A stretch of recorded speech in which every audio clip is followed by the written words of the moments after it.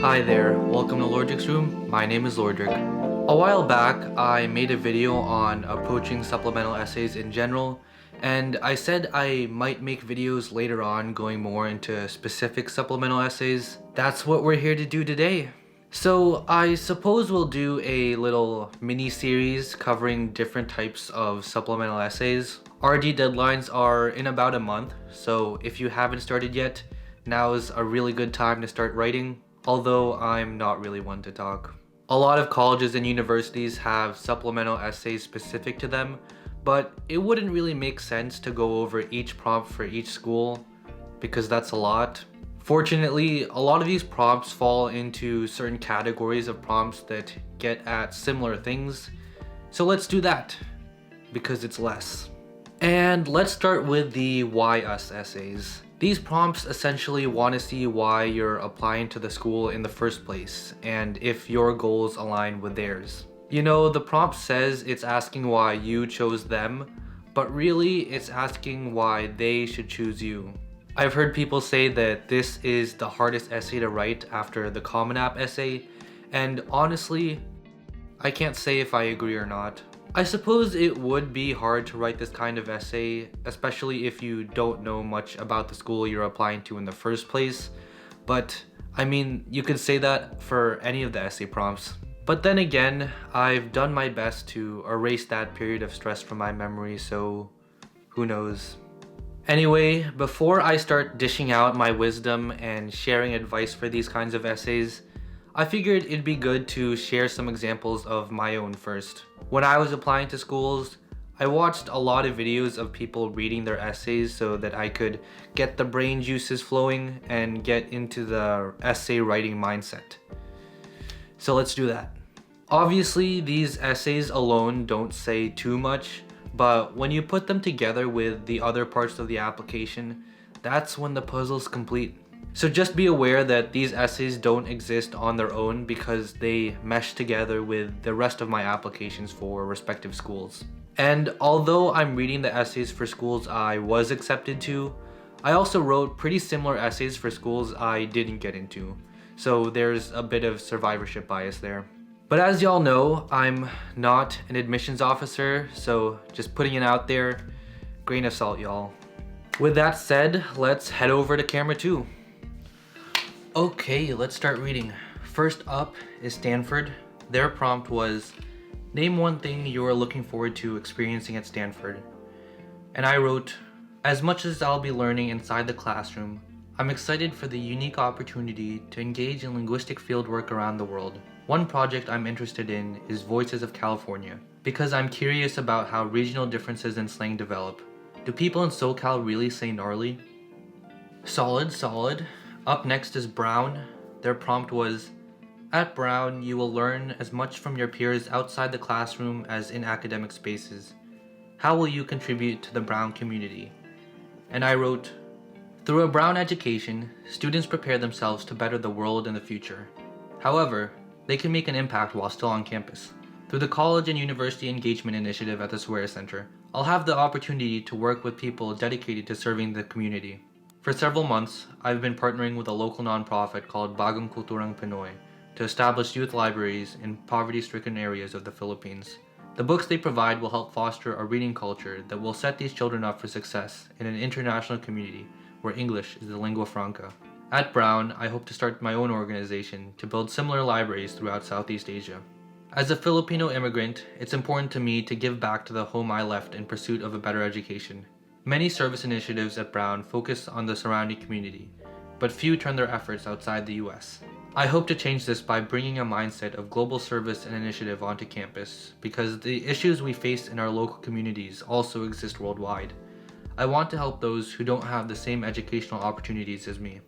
With Brown's resources and support systems at the Swear Center, I can help enact meaningful change.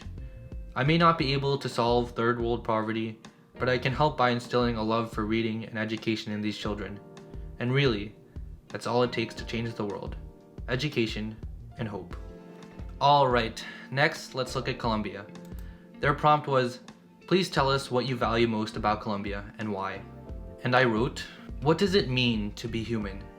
It's a question without an easy answer, but one that Columbia incessantly pursues through storytelling.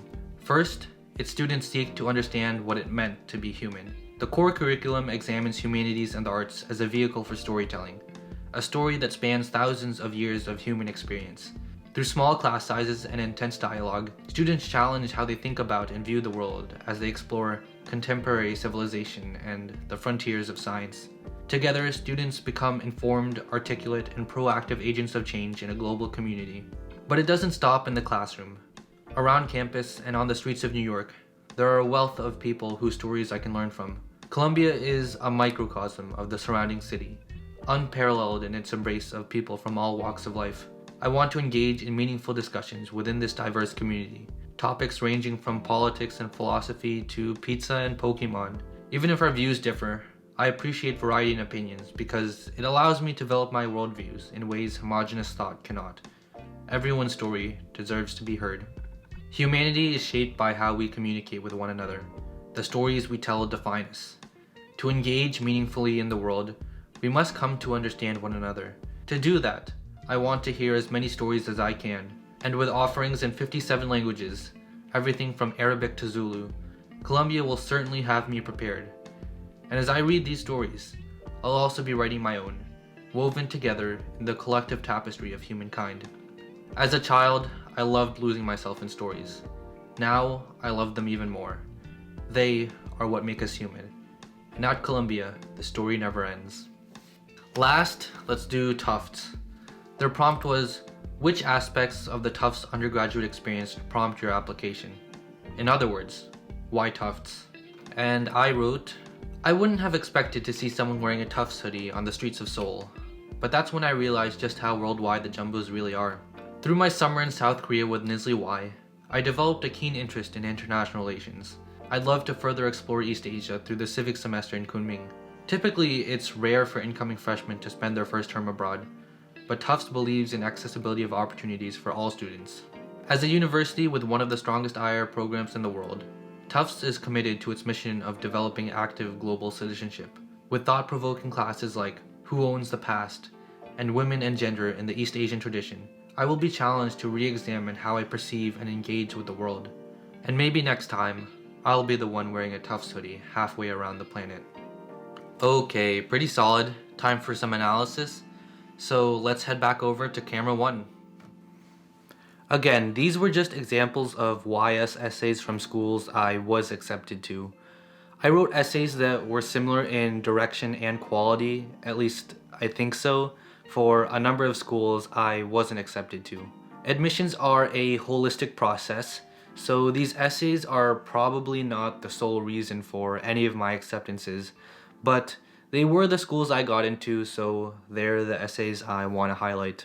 One thing you'll see is that across all those essays, I did my best to avoid cliches. Everyone says to avoid cliches, so I'll say it too. You know, you're trying your best to stand out in the pool of applicants, and using cliches really aren't going to help your case. Some examples of cliches to avoid in your essays include location. If you're applying to Columbia and you say that you want to go to a school in the heart of New York City, why would you pick Columbia over NYU, Fordham, or any of the other schools that are also in New York City? You also may want to avoid phrases like prestige, world class, like-minded individuals, and so on. On one hand, these colleges already know that you would want to apply to their schools because they are good schools. And at higher ranking schools especially, saying you want a world-class education is pretty non-specific when there are plenty of other top schools out there. And on the other hand, explicitly saying you want to go to a school for the prestige says a lot about one's character, and none of those things are particularly good. It's just not a good look. And one last thing that isn't necessarily bad, but also isn't necessarily good, is saying something to the effect of, walking around campus, I felt like I was at home. The sentiment is nice and all, but making an emotional appeal is hard in such a typically short essay. Also, not gonna lie, I think it sounds kinda cringe. I totally get what that line is going for, but it just doesn't pack the punch it needs to. So in my essays, I tried to avoid cliches to the best of my ability because being redundant and non-specific is the last thing you want to do here. If you want to write a good YS essay, you gotta be specific and tailor your essays to each specific school. I suppose you could follow a similar general framework and message, but the content has to be distinct and geared toward the reasons why you want to attend this school specifically. Every school has something unique about it, and I'm not just talking about certain traditions a school may have. You're gonna find professors, classes, programs, clubs, and other kinds of opportunities that you can get at this school and this school alone. If you don't already have an idea of something that fits the description, you can always do some research. You know, maybe you didn't know too much about the school beforehand and you were just kinda applying to apply. Maybe doing some research can help you find something that makes you actually really excited about a school. Showing you know something about the school in this essay can also help support your demonstrated interest and convince the school that you are, in fact, interested in attending. For Stanford, I talked about Voices of California, which is a project that looks at how people across California live and speak differently. For Brown, I talked about the College and University Engagement Initiative at the Swear Center, and I related that to a service project I worked on back in high school. For Columbia, I talked about their core curriculum and two of their classes that I was interested in, Contemporary Civilization and Frontiers of Science. I also talked about the wide range of languages offered and related that to my own interests. And for Tufts, I wrote about a study abroad opportunity that I was interested in, the civic semester in Kunming. And I also talked about two classes I was interested in, Who Owns the Past and Women and Gender in the East Asian Tradition. Being specific about aspects of a school that make you want to apply really helps show that you've put significant thought into this and have clear reasons for applying to a particular school. And it also gives you the opportunity to hone in on certain things that relate to your own interests and show them to the school. Really hits them with the 1-2 punch, you know? And if we step back, the prompts ask you for your reasons for applying, but schools also have certain interests in mind when accepting students. So if you want to be accepted, you gotta show that your interests align. One part of this is to show your demonstrated interest. If a school doesn't think you're all that interested in them, why would they accept you? If it doesn't seem like you'd want to attend their school, or maybe even that school is not a top choice for you, they don't have much incentive to pick you over applicants who are able to demonstrate their interest. You know, schools want to keep their yield up. And some schools are also known to yield protect, which means that they may sometimes reject a qualified applicant if they think that applicant wouldn't attend if accepted. Some schools don't care about demonstrated interest, but some do. So best practice is to show your enthusiasm, you know? A lot of schools have mission statements that talk about raising the next generation of leaders in the world. In other words, they want students who will go on to do great things. They want you to use them as sort of a jump pad to reach greater heights.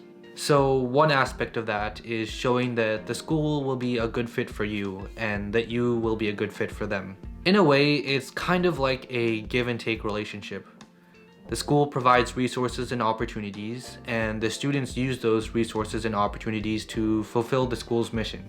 What can the school do for you? What can you do for the school? And if your interests align, then all the better. Looking back at the prompt once more, ask yourself, what can this school offer that no other school can? What is appealing about this school in particular? How can this school help me grow as a student and as a person? In short, why them? That's gonna wrap it up for today, folks. If you enjoyed and found this helpful, feel free to drop a like and hit subscribe. And I'll catch you guys next time. See ya!